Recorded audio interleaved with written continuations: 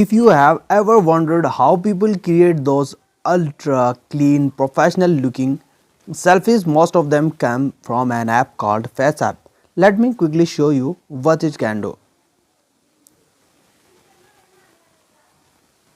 Just you need to open your Google Play Store and then search here FaceApp, FACE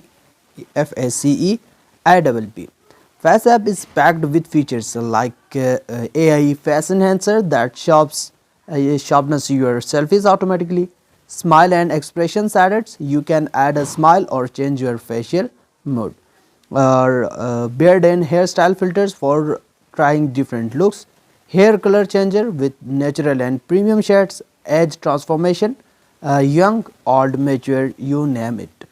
Gender swap with realistic AI face mapping, skin smoothing and retouch tools for clean portraits, background changer to replace dull backdrops, and cinematic photo filters that make your picture look professionally edited.